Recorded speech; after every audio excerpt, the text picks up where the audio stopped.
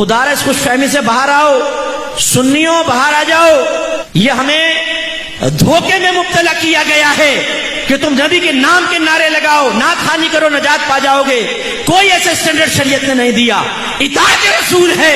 میں یہ نہیں کہہ رہا ہوں نعت خوانی غلط ہے، میں یہ نہیں کہہ رہا ہوں اس پہ ثواب ملے گا، یہ ثواب نہیں ملے، نو، ثواب حاصل ہوگا، ثواب نہیں ملے گا یہ میں نہیں کہہ رہا ہوں، لیکن ان سے مطمئن ہو کے سوچنا نبی کی مانو نہ مانو ہمیں جنت مل جائے گی۔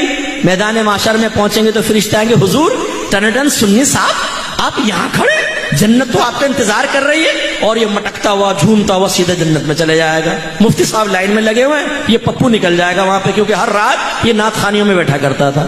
بھائی قل ہاتوا برہانکم ان کنتم صادقین، لائیے، اگر آپ کے پاس دلیل ہے تو پیش کر دینا۔ سوائے آپ کے حسن زن کے کیا ہے؟ آپ کہیں گے جی ہمارا حسن زن ہے، اللہ کرم فرمائے گا۔ آپ کے حسن زن کی طرح تو کافر بھی حسن زن رکھتا ہے، ہندو بھی کہتا ہے بھی میرا حسن زن ہے، میری بتوں کی عبادت سے اللہ تعالیٰ مجھے نجات دے گا۔ کرسچن بھی یہ کہتا ہے عیسیٰ علیہ السلام کو میں اللہ کا بیٹا مانتا ہوں، اللہ مجھے نجات دے گا۔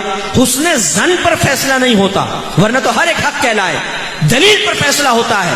آپ مجھے دلیل دیجئے کہ آپ نماز نہ پڑھیں، آپ جھوٹ بولیں، آپ غیبتیں کریں، آپ لڑکیوں کے پیچھے بھاگیں، آپ فحاشی کریں، آپ گندی گالیاں بکیں، آپ ہیروئن پئیں، آپ سگریٹیں پئیں، آپ نشہ کریں، آپ ماں باپ کی آنکھوں میں آنکھیں ڈال کر بدتمیزیاں کر کے ان کو ان کی کمزوریوں کا احساس دلائیں، اور صرف نعت خوانی میں بیٹھے آپ کو نجات مل جائے گی۔ لائیے دلیل، اس پہ پیش کیجئے۔